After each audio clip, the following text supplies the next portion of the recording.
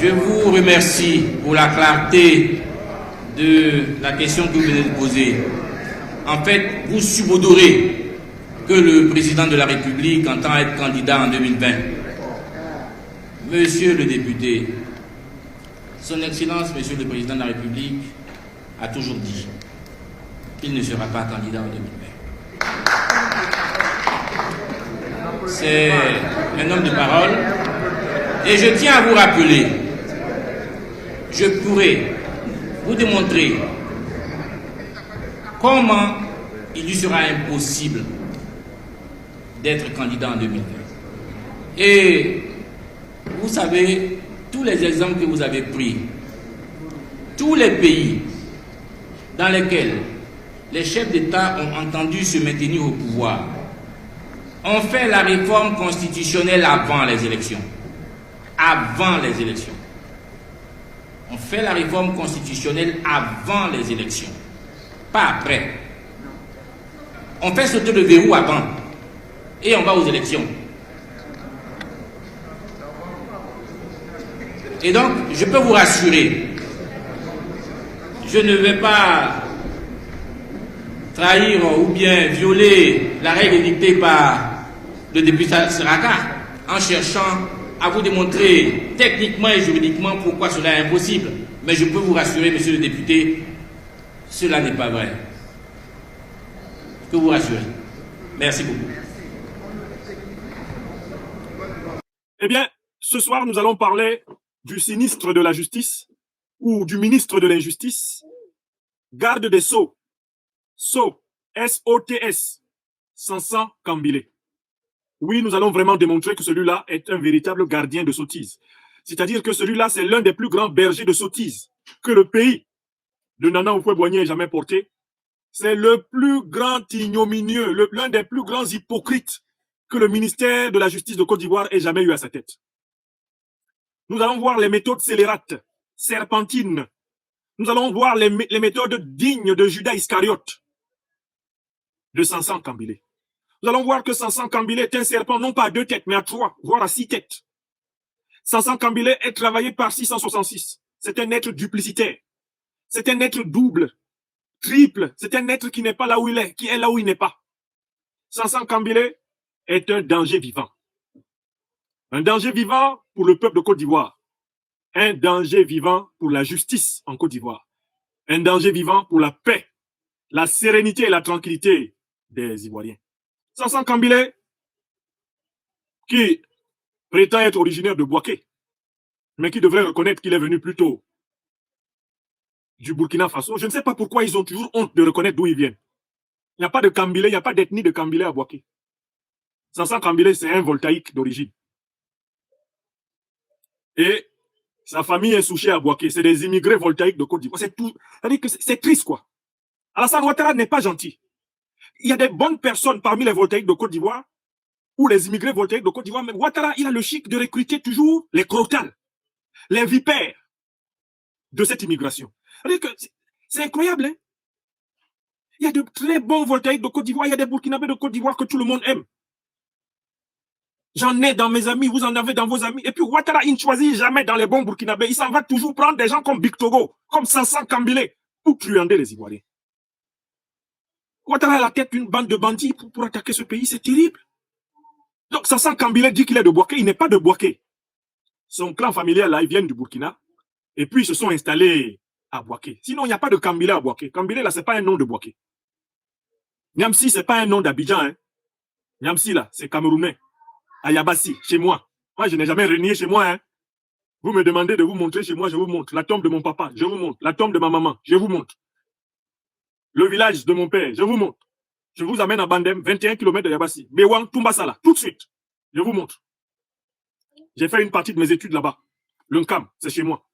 Ou je vous amène en Pays Bassa, chez ma mère, à Locat. Il n'y a pas de problème. Je vous amène là où elle est née. Donc, nous, on n'a pas de problème avec ça. Nous sommes fiers de notre parcours et nous assumons notre parcours. Bon. Voici un individu dont on va parler ce soir, Sansan Kambile. Il n'a jamais dit aux Ivoiriens qu'il est d'origine voltaïque. C'est à force de nous énerver qu'il faut qu'on rappelle aux gens qu'il faut qu'ils soient humbles. Quand tu viens de l'immigration dans un pays, tu dois être au service de la justice. Tu dois être le dernier à exclure les gens. Parce que si on se met à exclure, toi, tu vas en pâtir. Oui, un grand pays protège la veuve, l'orphelin, l'étranger, le pauvre, le malade, c'est vrai. Mais l'étranger, adopté par un pays, a un devoir double dans ce pays. Il doit être plus juste que les nationaux. Parce que c'est parce que le pays est juste et bon que lui, il a été accueilli. Sansan Kambilé, Sansan Kambilé. Nous pleurions de ma soeur guinéenne Kandia. Heureusement que j'ai mon sang jusqu'en Guinée là-bas. Certains de mes ancêtres venaient du Fouta Djalon. Kandia Kamara, qui nous a fait pleurer ce matin, on n'a pas fini de sécher nos larmes. Sansan Kambilé nous fait pleurer ce soir. Je vous dis qu'il n'est pas ministre de la justice, il est sinistre de la justice ou ministre de l'injustice. Je vous dis qu'il n'est pas garde des sceaux, les sceaux de l'État, c'est-à-dire les cachets, les emblèmes de l'État. Non, il est garde des sceaux, S-O-T-S. C'est-à-dire que lui, c'est le spécialiste c'est le magasinier des sottises. Tout ce qu'il y a de plus sot dans l'histoire de la justice ivoirienne, c'est lui. Je ne suis pas en train d'exagérer, hein, parce que quand je vais vous dire ce que ce monsieur-là a fait, vous allez vous demander s'il n'y avait pas un meilleur titre à trouver. C'est vous-même qui allez changer le titre de cette conférence. Quand vous allez voir comment Sansan Kambilé a humilié la Côte d'Ivoire, comment Sansan Kambilé a jeté la justice par terre en Côte d'Ivoire, quand vous allez voir comment Sansan Kambilé se moque des Ivoiriens, il se comporte comme un colon noir, comme Big Togo. Regardez Big Togo, un voleur de marché public, qui est directeur exécutif d'un parti politique soi-disant au pouvoir. Santa Maria. Big Togo, voleur au Sénégal, poursuivi par la justice sénégalaise. Il a volé des dizaines de milliards là-bas. Et c'est Alassane Ouattara qui le couvre en Côte d'Ivoire. Big Togo, voilà un autre. Voici ce soir le cas Kambilé. Donc, il faut déjà qu'on dise à Kambilé, quand tu marches en Côte d'Ivoire, sois humble. Parce que la Côte d'Ivoire t'a accueilli. Sinon, toi, tu es un voltaïque. Et c'est parce que la Côte d'Ivoire est un bon pays. Le plus panafricain des pays d'Afrique, c'est la Côte d'Ivoire. Oui, moi, je suis originaire du Cameroun. Mais le plus grand pays panafricain de toute l'Afrique, c'est la Côte d'Ivoire. S'il y a un pays qui doit donner des leçons de panafricanisme à toute l'Afrique, et puis nous tous en Afrique, on se tait d'abord, et puis on les écoute, ce sont les Ivoiriens. Attention, 33% de leur population vient de l'étranger. Il n'y a pas un autre pays d'Afrique comme ça. L'Afrique du Sud, on la présente comme ça, mais les Blancs sud-africains sont là depuis le XVIIe siècle. Donc, c'est des anciens. Mais la Côte d'Ivoire, là, son immigration est jeune. Elle n'a même pas 100 ans. Elle n'a même pas 60, 70 ans. C'est un pays qui a démontré, sous le président Houphouët-Boigny, une capacité énorme d'intégration. Et la Côte d'Ivoire doit être protégée, respectée, louée, félicitée. Et elle doit inspirer tous les Africains. Donc, il ne faut pas la piétiner. C'est donc parce que les gens vous accueillent en masse qu'il faut les piétiner. Aujourd'hui, l'Ivoirien du Nord est piétiné dans son pays. L'Ivoirien du Centre est piétiné dans son pays. L'Ivoirien du Sud est piétiné dans son pays. L'Ivoirien de l'Est est piétiné dans son pays. L'Ivoirien de l'Ouest est piétiné dans son pays. Ça ne suffit pas. On nomme à des ministères régaliens des gens qui doivent faire preuve d'humilité. Comme cet Ivoiro-Burkinabé de Sansan, qui prétend être originaire de Bouaké. Non, il n'y a pas de Sansan originaire de Bouaké. Vous le savez, vous écoutez cette conférence-là, Sansan, vous venez du Burkina, et la Côte d'Ivoire vous a accueilli à Bouaké. Comme moi, je venais du Cameroun, la Côte d'Ivoire m'a accueilli à Abidjan. Je les ai brillés. C'est ça la vérité. Donc arrêtons de nous mentir. Alassane Draman Ouattara, lui, venait de la région de Banfora, Sendou, et la Côte d'Ivoire l'a accueilli. Il n'avait même pas épousé une femme ivoirienne. C'est vous qui dérangez les Ivoiriens. Et c'est toujours de vous qu'on doit se plaindre. Ce matin, c'était Kandia qui a détruit l'éducation nationale. Maintenant, ce soir, Sansan Kambilé. Mais demain matin, ce sera qui? Mais c'est grave. Ce pays ne peut plus se reposer. Donc, les Ivoiriens ne peuvent plus respirer. Et qu'une justice qui a un problème chronique de disparition des pièces de dossier, de jugement sans preuve contre les gens. Une justice qui fait ça. Est-ce que un cabinet d'expertise peut recommander de garder le ministre qui gère cette justice? Répondez. Est-ce que tu as encore, en tant que autorité, le pouvoir moral de te mettre devant des gens et dire « Je veux que la justice règne ». Quelle justice, Ouattara? Alors que tu fais du rattrapage ethnique, clanique, et que c'est devenu tellement flagrant que les Ivoiriens ne peuvent même plus te regarder en face, tellement tu les dégoûtes. Donc, je voudrais saluer ici les mains sécourables qui m'ont fait parvenir ces rapports de Sansan Kambilé. Ces rapports internes de Sansan Kambilé m'intéressent beaucoup. Et pour ma part, je dis aux braves citoyens qui me les ont fait parvenir, merci, continuez. Continuez. Parce que nous devons éclairer les Ivoiriens en utilisant des preuves de cette nature. C'est irréfragable, c'est pas contestable. C'est Sansan lui-même qui a dit qu'il n'y a pas de justice. C'est pas moi. Moi, je me contente de dire que lui-même, il n'est pas juste. Et que c'est dommage que ce soit un type injuste qui ose vouloir faire la morale aux autres. Je préfère 1000 fois L'injustice des magistrats, celle de Sansan. Parce que les magistrats n'ont pas un bon exemple. Tant qu'on ne donne pas un bon exemple en haut, on ne donne pas de leçon de morale en bas. Oui, oui, oui, il faut que ce qui est en haut soit comme ce qui est en bas, afin que ce qui est en bas soit comme ce qui est en haut. Vous êtes ministre, vous faites ce que vous voulez, vous mentez devant, vous parjurez devant l'Assemblée nationale. Alassane Dramane Ouattara ne respecte aucune loi, il ne respecte rien. Quand ce n'est pas conforme à ses intérêts privés personnels, il ne respecte pas du tout. Et c'est vous qui allez faire la leçon aux juridictions du pays. Les magistrats ont tout à fait raison, c'est une cour du roi Péto. Pourquoi obéir à un chef injuste? Pourquoi obéir à un chef corrompu? Pourquoi respecter un ministre corrompu, menteur, un ministre indigne? Pourquoi le respecter?